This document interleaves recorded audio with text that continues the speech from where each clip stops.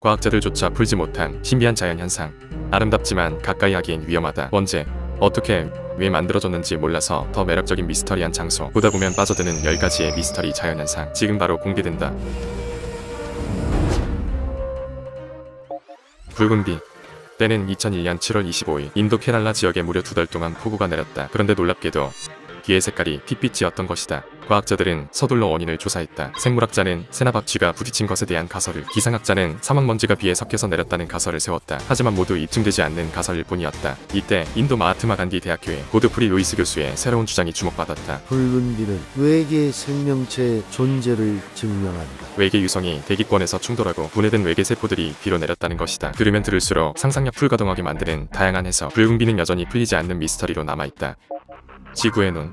지구에도 눈이 있다는 것은 아마 생소하게 들릴 것이다. 아프리카 사하라 사막 한가운데 여러 원이 겹쳐진 직경 50km의 지형이 있다. 이것이 바로 지구의 눈. 사하라의 눈, 리차트 구조로도 불린다. 1965년 미국의 우주선 제미니사에 의해 발견되었다. 오직 우주에서만 볼 수 있는 지구상 가장 미스터리한 곳. 심지어 지구의 눈 모양은 전설 속 아틀란티스와 유사하다. 아틀란티스 대륙이란 그리스 철학자 플라톤 책에 나오는 전설의 대륙이다. 뿐만 아니라 아틀란티스 속 화석이나 광물 등이 지구의 눈 주변 지역에서 발견되었다고 한다. 이만하면 지구의 눈과 아틀란티스의 평행이론이 성립되는 게 아닐까? 동물비. 동물비, 레이닝 애니멀즈. 해당 지역에서 자주 볼 수 없는 소형생물들이 하늘에서 떨어지는 기상현상. 동물비는 서기 200년 기록에 등장했다. 그리스 역사지 현자의 항연 중에는 이러한 구절이 있다. 3일 동안 물고기가 쉴 새 없이 내렸다. 이후 세계 각국에서 다양한 동물비가 내렸다. 1578년 노르웨이 베르겐의 노란 쥐비, 1901년 미국 미니애폴리스의 개구리비, 2009년 일본 나나오시의 올챙이비, 1974년, 2004년, 2010년 호주의 생선비. 미스터리한 동물비는 연구원들을 통해 다양하게 해석됐다. 동물 스스로 순간이동을 해서 생긴 현상이다. 토네이도 때문에 생물들이 다른 지역에서 떨어진 것이다. 하지만 모두 해석을 입증하지 못한 채 여전히 미스터리로 남아있다. 동물비 현상을 밝히는 사람은 최소 노벨 과학상을 받아야 되지 않을까? 레트바 호수. 레트바 호수는 세네갈의 관광 명소로 유명하다. 인생샷이 나올 것 같은 핑크빛으로 물든 호수. 하지만 이 핑크 호수에는 엄청난 비밀이 숨겨져 있다. 바로 두나리엘라 살리나라는 플랑크톤이다. 플랑크톤이 광합성을 하며 붉은 색소를 형성하는데 이는 바다의 10배, 사해 바다의 1.5배 높은 염도를 만들어낸다. 호수에 들어가기만 해도 몸이 둥둥 뜨는 경험을 할 수 있다. 단, 입수 시 피부 손상을 유발할 수 있으니 시어버터는 필수라고 한다. 사각형 파도.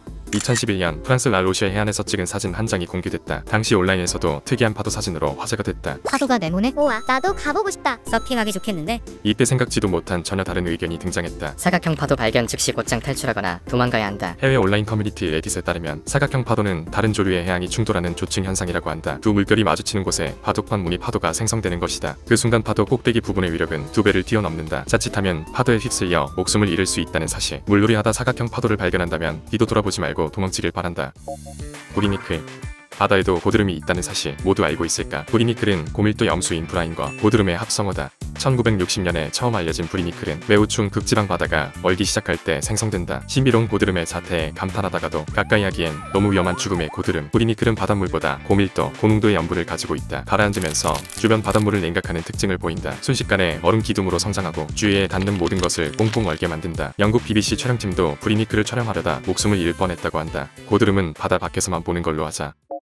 카타툼보 번개비. 세계에서 가장 번개가 많이 치는 곳은 바로 베네수엘라 마라카이보 호수다. 1년에 300회, 한 번에 9시간, 1시간에 280회 번개가 치는 곳. 2013년 세상에서 번개가 가장 밀집해 있는 지역으로 기네스북에 등재되기도 했다. 카타툼보 강물이 유입되고 안데스 산맥이 둘러싼 이곳. 고온 다습한 바람이 머무는 지형 때문이라 분석된다. 이 틈을 타 1박 2일 카타툼보 번개 투어 여행 상품도 등장했는데 진정한 토르가 되고 싶다면 한 번쯤 여행해도 좋을 것 같다.